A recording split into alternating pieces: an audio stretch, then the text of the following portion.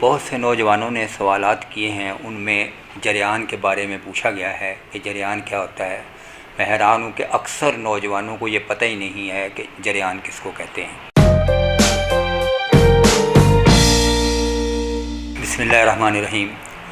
अस्सलाम वालेकुम नाज़रीन कराम। मैं आज आपके सामने एक ऐसी वीडियो लेकर आया हूँ जो कि बहुत से नौजवानों ने मुझसे सवालात किए हैं। वो हर उस बीमारी को जो सेक्स से ताल्लुक़ रखती है जरियान समझते हैं। हालांकि जरियान जो है वो पेशाब से पहले या बाद में आने वाले मनी के कतरों को कहते हैं।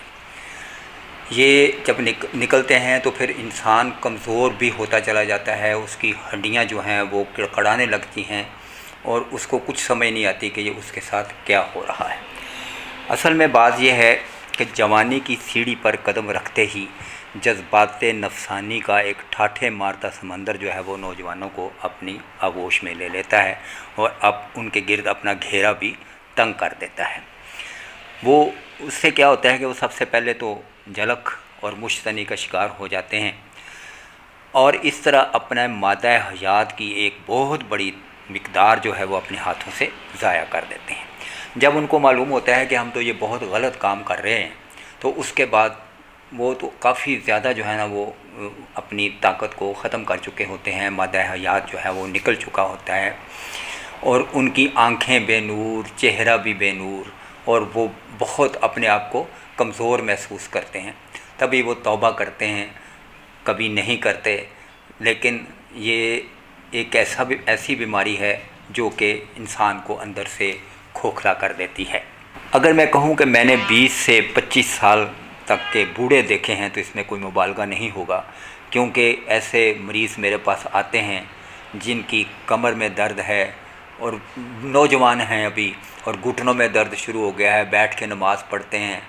तो ये मुझे यानी बहुत दुख होता है इस बात का कि क्योंकि अच्छा कई मुझे ये भी आकर कहते हैं जी हमने बहुत सी दवाइयाँ खाई हैं लेकिन हमारा ये मर्ज़ ठीक नहीं होता। जब मैंने उनकी दवाइयों को चेक किया तो उसमें कई ऐसी दवाइयाँ थीं कि यानी एक तो मुसक्कन यानी नशे वाली, जिससे वो सो जाएं और जिनसे उनका दिमाग जो है वो इतना मुहर्रक ना हो और उनको कोई ख्यालात ना आए, इस तरह की दवाइयाँ थीं।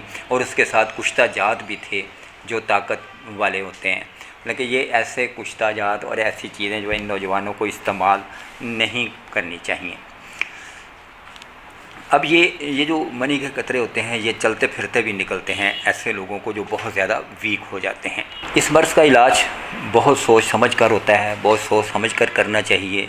और सबसे पहले इसके लिए जो है वो मुग़ल्लज़ और ठंडी चीज़ें देनी चाहिए ताकि मरीज़ जो है उसको एक तो सुकून मिले, उसके ख़यालात इस तरफ ना जाएं, उसका जो क़ुव्वत हिस्स जो ज़कावत हिस्स जो फट गई हुई है वो ख़त्म हो जाए और वो सही सुकून से सोए भी, सुकून से काम करे सारे और ज़िंदगी को एंजॉय करे।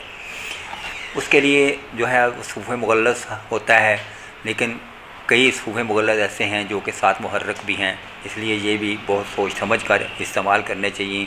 कई मरीज़ ऐसे भी हैं जो ये किताबें पढ़ते हैं और जो बहुत सारे इश्तिहार होते हैं उनसे वो देख कर वो बना लेते हैं, लेकिन उनको ये नहीं पता होता कि इनमें कौन सी चीज़ें मुहर्रक हैं, कौन सी चीज़ें मुग़ल्लज़ हैं।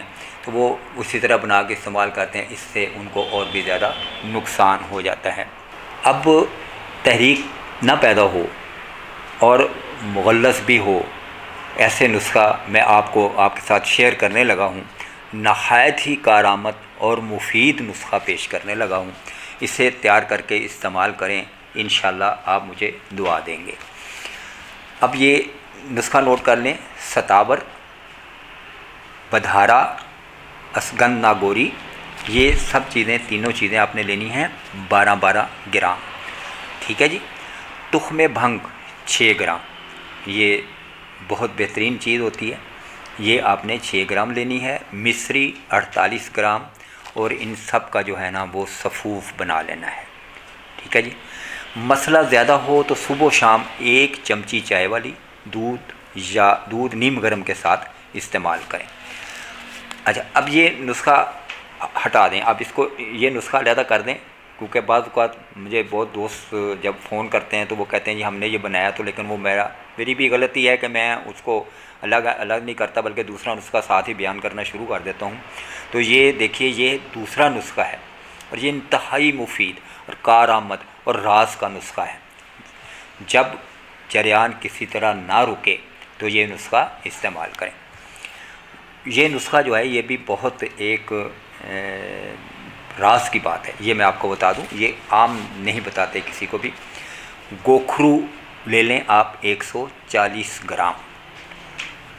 इसको आपने नीम कोफ्ता मैं बताता हूँ आपको, जिसको दरदड़ा भी कहते हैं, कि यानी थोड़ा सा कूटना है, आधा कूटा हुआ हो और आधा मतलब ना कूटा हुआ हो। उसको आपने ½ लीटर पानी यानी आधा लीटर पानी में पकाना है। अच्छी तरह पकाने के बाद इसको आपने भून लेना है। इस पानी में गुग्गल, ये भी बाज़ार से आपको पंसार स्टोर से मिल जाएगा, गुग्गल 140 ग्राम डालकर फिर जोश देना है। जब पानी गाढ़ा हो जाए तो आग से उतार कर अब इसमें क्या डालना है आपने, ये भी आप अलहदा नोट कर लें। सूंठ, मिर्च स्या, पिपल, पोस्त हलीला कलां। पोस्त हलीला यानी एक कलां होता है, बड़ा होगा, ये पोस्त हलीला, ये छोटा, ये पीले से रंग की तकरीबन होगी। तो और नागर मोथा, हर एक ये आपने 6-6 ग्राम लेकर बारीक सफ़ूफ बनाकर इसमें अच्छी तरह मिक्स कर लेना है। ठीक है, 1-1 ग्राम की गोलियां आपने बनानी है, 1 ग्राम की गोली अंदाजे से आप बना लें। सुबह 1 से 2 गोली ताज़ा पानी से खिलाएं। मनी के तमाम नकाइस को दूर करके एहतलाम और जरियान को नाफे है और गुर्दों को भी ताकत बख्शता है। अब मरीज़ को जो है वो गर्म अशिया से बिल्कुल परहेज़ करानी चाहिए। अंडा, मुर्ग, मछली, गाय का गोश्त और हर किस्म की तुरशी भी, खट्टी चीज़ों से बिल्कुल परहेज़, क्योंकि खट्टी चीज़ें खाने से मादा मनविया पतला हो जाता है। गंदे ख्यालात, गंदी फिल्में और गलत किस्म के नौजवानों की सोबत से भी बचें। इंशाल्लाह आप इस पर अमल करके आपकी तमाम खोई हुई तवानाई जो है वो बहाल हो जाएगी। आपके जो जिस्म के अंदर से मादा मनविया निकल चुका है वो दोबारा पैदा हो जाएगा। लेकिन अगर मेरे पास कोई मरीज़ आता है तो मैं तो पहले उससे असल बात यह है कि मैं पहले उससे कसम उठवाता हूँ कि जी आप कसम उठाएं कि आइंदा आप ऐसा काम नहीं करेंगे, नमाज़ पढ़ेंगे और इस्तग़फ़ार करेंगे और मेरे लिए भी दुआ करेंगे। तो नाज़रीन कराम, ये थी मेरी आज की वीडियो। अगर आपने मेरा चैनल अभी तक सब्सक्राइब नहीं किया तो अच्छी और बेहतरीन वीडियो देखने के लिए और मालूमात लेने के लिए आप मेरा चैनल सब्सक्राइब करें। इंशाल्लाह आपको बहुत फ़ायदा होगा। अगली वीडियो तक के लिए इजाज़त दीजिए। अल्लाह हाफ़िज़।